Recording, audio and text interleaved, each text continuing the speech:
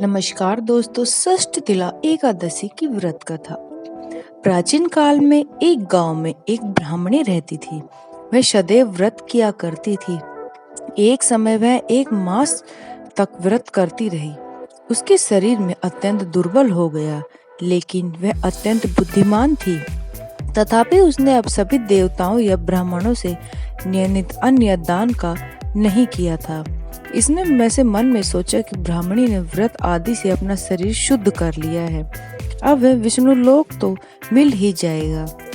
परंतु उसने कभी अन्न का दान नहीं किया। इसकी प्रकृति होना कठिन है। भगवान ने आगे कहा कि ऐसा सोचकर मैं भिखारी के वेश में मृत्युलोक में उस ब्राह्मणी के पास गया और उसने भिक्षा मांगी। वह ब्राह्मणी बोली, महाराज किस लिए आए हो? मैंने कहा मुझे भिक्षा चाहिए। इस पर उसने एक मुट्ठी का ढेला मेरे भिक्षा पात्र में डाल दिया। मैंने उसे लेकर स्वर्ग में लौट आया। कुछ समय बाद ब्राह्मणी भी शरीर त्याग कर स्वर्ग में आ गई। उस ब्राह्मणी को मिट्टी का दान उसने स्वर्ग में सुंदर महल मिला, परंतु उसने घर में अन्न आदि सब सामग्रियों से शून्य पाया।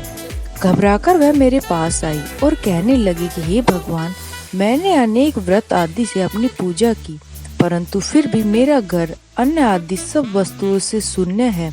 इन सब चीज मेरे घर में क्यों नहीं है? इसका क्या कारण है? इस पर मैंने कहा, पहले तुम अपने घर जाओ, देव स्त्रियां आएंगी तुम्हें देखने के लिए। पहले उन्हें षष्ठ तिला एकादशी का पूर्ण और विधि सुना लो, तब द्वार खोलना। मेरे ऐसे वचन सुनकर वह अपने घर गई। जब देव स्त्रियां आई और द्वार खोले कहा तो ब्राह्मणी बोली, आओ, मुझे देखने आई हो, षष्ठ तिला एकादशी का महत्व मुझसे कहो। उसने एक स्त्री कहने लगी कि मैं कहती हूँ। जब ब्राह्मणी ने षष्ठ तिला एकादशी का महत्व सुना तब द्वार खोल दिया।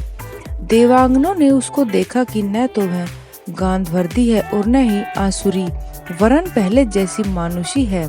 वह ब्राह्मणी ने उसके कथानुसार षष्ठ तिला एकादशी का व्रत किया। इसके प्रभाव से वह सुंदर और स्वरूप भी हो गई तथा उसका घर अन्नदानी सब सामग्रियों से युक्त हो गया। अंत में मनुष्य को मूर्खता त्याग षष्ठ तिला एकादशी का व्रत कर और लोभ न करके तिला आदि का दान करना चाहिए। इससे दुर्भाग्य, दरिद्रता, अनेक प्रकार के कष्ट दूर होकर मोक्ष की प्राप्ति होती है। तो दोस्तों, कैसी लगी षष्ठ तिला एकादशी की कहानी? अगर अच्छी लगे तो please like, share and subscribe जरूर करें। धन्यवाद।